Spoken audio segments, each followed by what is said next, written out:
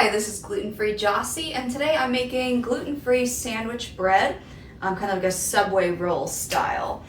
And so I've already measured my dry ingredients, and I didn't use instant yeast. Actually, the store was out, and so I had to use dry active yeast. And so I've got that activated. I warmed the milk and put the sugar in there and the yeast. I've got my melted butter here, and I make a few tweaks to the recipe. I use a little more milk. They used 1 3/8 of a cup.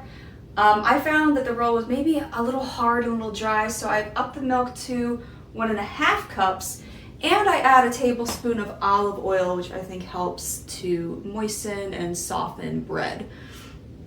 And if you have trouble finding some of these ingredients, because obviously this is one that I'm making the bread from scratch, no pre-mixed flour.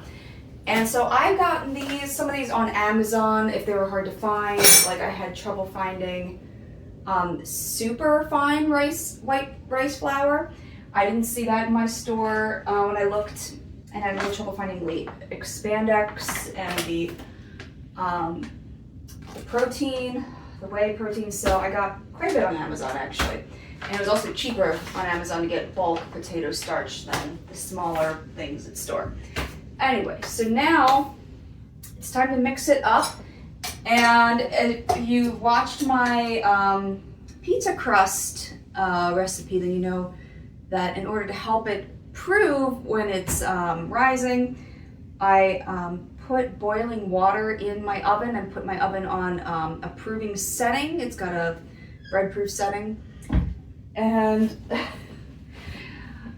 that helps it to rise a bit. And so I would recommend you do that, and I'll show you some pictures of that. All right, I'm gonna get started. So after using the dough hook to really mix it up, I placed the dough in the oven with the bread proof setting and boiling water underneath it to make it humid and warm.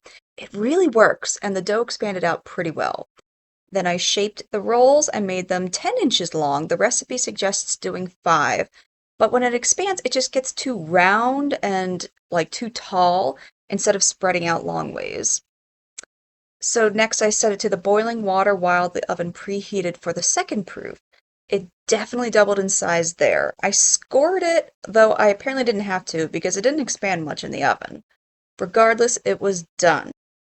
I made pork barbecue sandwiches with pulled pork, cheddar cheese, rainbow slaw, and barbecue sauce. These sandwich rolls are excellent. They are soft and they're not too heavy, with just enough fluffiness. Honestly, it's tough to beat them because they are fresh and homemade. And it's really not that much effort. Yes, with the proving, it's probably not a weeknight bake. Can I encourage you just to make it anyway? Seriously, it's so much better than Udi's.